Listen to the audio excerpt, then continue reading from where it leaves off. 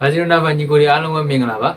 ဒါဆောင်းရည်အပြောင်းရှိဈေးကွက်ကတော့ပိတ်ဖို့အချိန်သိမကြံတော့ဘူးပေါ့နော်ကျွန်တော်တို့ဘာစီလိုနာအသင်းအနေနဲ့ကဒီဆောင်းရည်အပြောင်းရှိကာလမှာဂျာအိုကန်ဆယ်လိုတယောက်ကိုပဲဒါအငှားနဲ့ပြန်ခေါ်လာခဲ့တယ်ဒါကျွန်တော်တို့ဘာစီလိုနာပရိသတ်တွေအနေနဲ့မျှော်လင့်နေတဲ့တိုက်စစ်မှုစစ်တယောက်ကတော့ဒါဘာစီလိုနာအသင်းအနေနဲ့ကတော့ဒီဆောင်းရည်အပြောင်းရှိမှာမခေါ်နိုင်သေးဘူးပေါ့နော်ဒါလည်းအစောပိုင်းတွေကတော့သတင်းတွေကထွက်လာပါတယ်ကျွန်တော်တို့ဘာစီလိုနာအသင်းအနေနဲ့က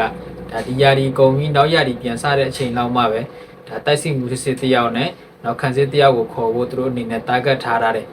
ဆိုတော့ဒီဆောင်ရွက်အပြောင်းရှိကာလကတော့ကျွန်တော်တို့ဘာစီလိုနာအသင်းအနေနဲ့ကဒါကြောက်ကန်ဆယ်လိုတရားနဲ့ပဲအဆုံးသတ်ပြီလို့ပြောလို့ရတယ်ဆိုတော့ဒီနေရာမှာကျွန်တော်တို့ဘာစီလိုနာအသင်းအနေနဲ့ကဒါ UCL မှာတော့အိတ်ဝင်တဲ့အတွက်ကြောင့်မလို့ဒါ UCL ရဲ့ခွဲတန်းအရကျွန်တော်တို့ဘာစီလိုနာအသင်းအနေနဲ့ကဒါပေါင်တန်းစစ်စစ်ဒီစုကြည်အနေနဲ့ရတာတဲ့ဆိုတော့ဒီနေရာမှာကျွန်တော်တို့ပြည်သက်တွေအနေနဲ့မျှော်လင့်တာကဒီရတဲ့ပတ်စံကိုလူပြန်ဝယ်ဖို့ပေါ့နော်အဓိကလိုအပ်နေတဲ့တိုက်စစ်မှုနဲ့ခံစစ်မှုတရားလောက်ဖြစ်ဝယ်ဖို့အတွက်မျှော်လင့်ထားကြတယ်။ဒါပေမဲ့ကျွန်တော်တို့ဘာစီလိုနာအတင်းရဲ့အခြေအနေအရဒီယာဒီမှာကစားသမားထွက်ခေါ်ဖို့ကမဖြစ်နိုင်ဘူး။ဘာလို့လဲဆိုတော့ကျွန်တော်တို့ဘာစီလိုနာအတင်းပရိသတ်တွေအနေနဲ့ကအလိုကြီးဆုံးကတော့ဒါအတလက်တီကိုတိုက်စစ်မှုတယောက်ဖြစ်တဲ့ဟူလီယန်အဲဗာရက်စ်ပေါ့နော်။ဒါတန်တရာကျော်တန်ကြီးရှိတဲ့ဒီကစားသမားကိုကျွန်တော်တို့ဘာစီလိုနာအတင်းရဲ့ပရိသတ်တွေကသဘောကျကြတယ်။သူ့ရဲ့ကစားပုံတွေကလည်းအာဂျင်တီးနားနဲ့ဒါအတလက်တီကိုမက်ဒရစ်မှာဆိုလို့ရှိရင်ကြည်ရတဲ့အနေအထားအရကကျွန်တော်တို့ဘာစီလိုနာအသင်းနဲ့အဝင်မဲ့အနေထားရှိတဲ့အနေထားမှာကျွန်တော်တို့ပြည်သက်တွေကတော့မျှော်လင့်ကြတယ်ပေါ့နော်ဒါကျွန်တော်ရဲ့ဘာစီလိုနာမြန်မာပေးရ CP တွေမှာရောလက်မေးကြတယ်ပေါ့ကျွန်တော်ညီကိုတွေကတော့ဒီ Everest ကိုခေါ်လို့မရဘူးလားဘာကြောင့်မခေါ်တာလဲဆိုတော့ဒီဟာနဲ့ပတ်သက်ပြီးကျွန်တော်ဖြေပေးရမယ်ဆိုလို့ရှိရင်ဒီဟာဒီမှာတော့ဘယ်လိုမှခေါ်ဘူးမဖြစ်နိုင်ဘူးဒါနောက်ရဒီမှာခေါ်မယ်ဆိုရင်တော့မှဒါအချို့အချက်လက်တွေကိုလောက်မှပဲရမယ်ပေါ့နော်ဆိုတော့ခုနောက်ပိုင်းနှစ်တွေမှာကျွန်တော်တို့ဘာစီလိုနာအသင်းအနေနဲ့ကကစားသမားကောင်းတွေကိုခေါ်ဖို့ဘာလို့ခက်ခဲနေလဲဆိုတော့ဒါပရိသတ်တွေအားလုံးသိကြကြတဲ့အတိုင်းပဲဒါဗန္နာရဲ့အခက်ခဲကြောက်ပေါ့ဒါအရင်ဥက္ကရာဟောင်းတွေဖြစ်တဲ့ဘာတူမြူတို့အဖွဲ့တွေကဒါမဟုတ်တာတွေလုပ်ခဲ့တဲ့အနေအထားမှာအသုံးစရိတ်တွေကလိုတာထက်ကိုပိုများခဲ့ပြီးတော့ဒါလာလီဂါအဖွဲ့ချုပ်ကနေပြီးတော့ကျွန်တော်တို့ဘာစီလိုနာအသင်းကိုဒါပြစ်ဒဏ်ချထားတယ်ဘာလို့ဒီလိုပြစ်ဒဏ်ချခံတာလဲဆိုတော့ကျွန်တော်တို့ဘာစီလိုနာအသင်းအနေနဲ့ကဒါ2018လောက်မှာနေမာကို PSG အသင်းထံကိုရောင်းချခဲ့ပြီးတော့ကျွန်တော်တို့အသင်းအနေနဲ့က222တန်းထိရရှိထားတယ်ဆိုတော့ဒီပတ်စံတွေကိုဘာသူမျိုးတို့အဖွဲ့တွေကဒမီလီကိုတန်တရာကျော်နဲ့ခေါ်တယ်ကော်တင်ဟိုကိုခေါ်တယ်ပြီးတော့အက်တလက်တီကိုတိုက်စစ်မှုဂရစ်မန်ကိုလည်းထပ်ခေါ်တယ်ဒီနေရာမှာဒီကစားသမား3ယောက်ရဲ့တန်ကြီးကတန်400အထိဖြစ်သွားတယ်ဆိုတော့ခေါ်ရတဲ့ဒီကစားသမား3ယောက်လုံးကလည်းဒါခြေစွမ်းမပြနိုင်တဲ့အနေအထားမှာအခက်အခဲတွေကြုံခဲ့ပြီးတော့ဒါကော်တင်ဟိုကိုဆိုလည်းအငှားတွေချရတာနဲ့ပြီးတော့အရှုံးခံပြီးပြင်ရောင်းလိုက်ရတယ်ဒါဂရစ်မန်ကိုဆိုလည်းတန်120လောက်ထိတုံးနာပြီးခေါ်ထားပြီးတော့မှဒါတန်20နဲ့ပဲအရှုံးခံပြီးတော့ပြင်ရောင်းလိုက်ရတယ်ဆိုတော့ဒီလိုတွေဆုံးရှုံးတဲ့အနေအထားမှာကျွန်တော်တို့ဘာစီလိုနာအသင်းအနေနဲ့ကဝင်ငွေနဲ့ထွက်ငွေတန်းမမျှတဲ့အနေအထားမှာလာလီဂါဘလုံးအဖွဲ့ချုပ်ကစစ်ဆေးပြီးတော့ကျွန်တော်တို့ကိုဒီ 1:1 rule ဆိုတဲ့အရာကိုမပေးတော့ဘဲနဲ့ 1:3 ဆိုတဲ့ပြည်တံကိုချမှတ်ထားတယ်ဒါဒီအချက်ကပဲကျွန်တော်တို့ဘာစီလိုနာအသင်းအနေနဲ့ဟူလီယန်အဲဗာရက်စ်အပါဝင်ချာနံပါတ်ကြီးကစားသမားတွေကိုမခေါ်နိုင်တော့တဲ့အကြောင်းပြချက်ပဲဆိုတော့လာလီဂါအချက်မှတ်ထားတဲ့ 1:1 rule ဆိုတဲ့သဘောတရားကဘယ်လိုမျိုးလဲကျွန်တော်တို့ဘာစီလိုနာအသင်းကရောဒီ rule ကိုပြန်ရဖို့ဘာလို့အသေးအံစူးစမ်းနေရတယ်လဲဆိုတော့ဒီ rule ရဲ့သဘောတရားကိုကျွန်တော်ညီကိုတွေတော့ရှင်းပြရမယ်ဆိုလို့ရှိရင်ဒါကျွန်တော်တို့ဘာစီလိုနာအသင်းကဥပမာကစားသမားရောင်းချရတာပဲဖြစ်ဖြစ်စပွန်ဆာတွေရတဲ့ပတ်စံတွေကပဲဖြစ်ဖြစ်ဥပမာတန်း100ရတယ်ဆိုပါစို့ဒါဆိုရင် 1:1 rule မှာရှိတယ်ဆိုရင်ကျွန်တော်တို့ဘာစီလိုနာအသင်းအနေနဲ့ကဒါကစားသမားဝယ်ယူရတဲ့နေရာမှာဖြစ်ဖြစ်ကစားသမားတွေကိုလာစာပေးရှိတဲ့နေရာမှာဖြစ်တန်း100လုံးကိုသုံးလို့ရတယ်ဒါလာလီဂါချမှတ်ထားတဲ့ 1:1 rule ဆိုတဲ့သဘောတရား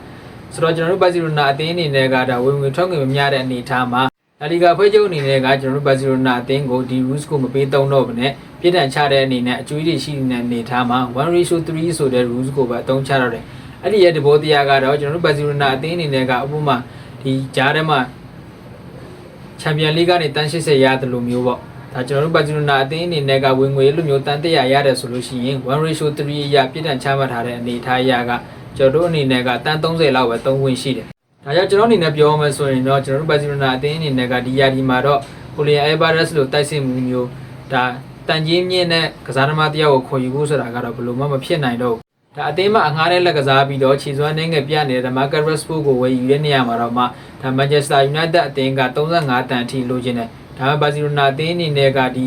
1:1 rule ကိုပြန်ရဖို့အကျွေးတွေကိုပြန်ကြည့်ဖို့ Rashford ကိုတန်း20နဲ့ပဲ Manchester United အသင်းထံကိုကန်လန်ထားရတယ်ဒါ Rashford ရဲ့အပြောင်းရွှေ့ကတော့ဒီယာဒီအတွင်းမှာတော့တိရမှာမဟုတ်ဘူးဒါယာဒီကုန်မှပဲသူ့ကိုအပီးတက်ဝယ်ယူငွေယူရတော့ဒါတိရမယ်ပေါ့နော်ဟာစီဖီလီအနေနဲ့ကလည်းသူ့ကိုသဘောကျတဲ့အနေအထားမှာ Rashford ကတော့ကျွန်တော်တို့ဘာစီလိုနာအသင်းကိုရောက်ဖို့ကတော့ရာခိုင်နှုန်းများပါတယ်ဒီလိုအခြေအနေမှာဘာစီလိုနာအနေနဲ့က Everest ကိုလိုချင်နေဆိုရင်တော့ဒါဥရောပအသင်းကြီးလိုများကစိတ်ဝင်စားနေတဲ့ Frankie De Jong နဲ့ဒါ Chelsea အသင်းကတန်း90အထိပေးပြီးကန်လန်တာတဲ့ Fermin Lopez တို့လိုကစားသမားတွေကိုရောင်းချမှပဲရမယ်ဒီကစားသမားတွေကိုထွက်ခွာခွင့်ပေးလိုက်ရင်လည်းဘာစီလိုနာရဲ့ကွင်းလယ်ကဘယ်လိုမှအဆင်ပြေမှာမဟုတ်တော့ဘူးဆိုတော့ဘာစီအနေနဲ့ကဒီလိုမျိုးတော့စွန့်စားမှာမဟုတ်ဆိုတော့ကျွန်တော်တို့ဘာစီလိုနာအသင်းရဲ့ဗန်နာရဲ့အကြက်အသေးကိုသိလို့ဒါအသင်းရဲ့အဓိကကစားသမားတွေဖြစ်တဲ့ဒါ Frankie De Jong တို့လိုကစားသမားတွေဆိုလို့ရှိရင်လာစာရှော့ယူကြတယ်ဒါဟိုအရင်ကဆိုလို့ရှိရင်လည်း PK တို့ဒါ Sergio Busquets တို့အနေနဲ့လည်းသူတို့အနေနဲ့လာစာကိုရှော့ယူပြီးတော့ဘာစီလိုနာရဲ့အခြေအနေကိုသူတို့ထိမ့်သိမ်းခဲ့တယ်ဒါကျွန်တော်တို့ရဲ့အကြီးမားဆုံးနင်းနာချက်ကတော့ဒါဘာစီလိုနာပရိသတ်တွေရဲ့အချစ်တော်ဖြစ်တဲ့ဂိုဂျီလီယိုနယ်မက်ဆီကိုလက်လွတ်လိုက်ရတာပဲအဲ့ဒီဗန်နာရဲ့အကြက်သေးတွေကိုတော့ကျွန်တော်တို့ဘာစီလိုနာအသင်းအနေနဲ့ကအခုချိန်မှာတော့ရုံထွက်နိုင်နေပြီလို့ပြောရမယ်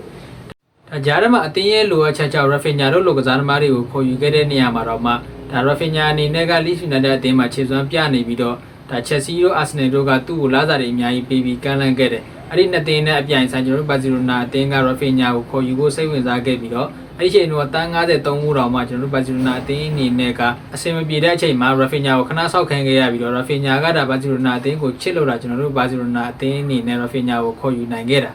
ဒါဟိုနေ့ကသတင်းတစ်ခုတွေ့တဲ့အနေထားမှာကျွန်တော်တို့ဘာစီလိုနာအသင်းအနေနဲ့ကဒီအကျွေးတွေကိုကြည်ဖို့ကဒီຢာတွေအတွင်းမှာပဲဖြစ်နိုင်တယ်ဒီဆက်ဆုံးနောက်ရဒီဆိုတော့ကျွန်တော်တို့ဘာစီလိုနာအသင်းအနေနဲ့ကဒါလာလီဂါချမှတ်ထားတဲ့ပြည်တံကနေလွတ်မြောက်ဖို့ကခြေနေကောင်းနေပြီလို့ဆိုရမယ်ဘာလို့လဲဆိုတော့ကျွန်တော်တို့ရဲ့အသစ်ဆောက်လာတဲ့ Spotify Cup Blue Queen ကလည်းဒါပြီးတော့ဖြစ်နေပြီဆိုတော့အဲ့ဒီ Queen ဝင်ကြီးတွေကတည်းရတဲ့ဝင်ငွေတွေနဲ့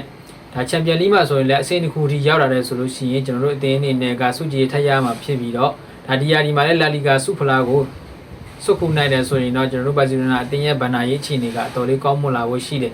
ဒါနောက်ရဒီမှာကျွန်တော်တို့အသင်းအနေနဲ့ကတန်ကြီးမြင့်နဲ့ရန်ကြီးတန်ကြီးမြင့်တဲ့ကစားသမားတွေမဟုတ်ရင်တော့မှဒါအတော်အသင်းတန်ကြီးရှိတဲ့ကစားသမားတွေကိုခေါ်ယူနိုင်ဖို့ကတော့အခြေအနေကောင်းနေတယ်လို့ဆိုရမယ်ဒါကြောင့်ကျွန်တော်တို့ဘာစီလိုနာပရိသတ်တွေအနေနဲ့သိရှိနေကြတဲ့ဒီယာဒီမှာတော့ဟူလီယန် Everest ကိုခေါ်ယူဖို့ကတော့ဘယ်လိုမှမဖြစ်နိုင်ဘူးဒါနောက်ရဒီမှာဆိုရင်တော့မှအခြေအနေကအတော်လေးကြည့်ပြီးတော့မှခေါ်ရမယ့်အနေထားပေါ့နော်ဒါကျွန်တော်တို့တင်ရဲ့အနေထားကအခုလက်ရှိမှာစုကြည်ရတယ်ဆိုရင်တော့မှ3ပုံပုံလိုက်လို့ရှိရင်2ပုံလောက်ကိုလက်လီဂါကိုပြန်ဆက်နေရပြီးတော့ကျန်တဲ့1ပုံလောက်ကိုပဲကျွန်တော်တို့ဘာစီလိုနာအသင်းအနေနဲ့ကဒါကစားသမားတွေရဲ့လာစာပေးချေတဲ့နေရာတွေမှာအသုံးချနေရတဲ့အတွက်ကြောင့်မလို့ကျွန်တော်တို့ဘာစီလိုနာပရိသတ်တွေအနေနဲ့ကတော့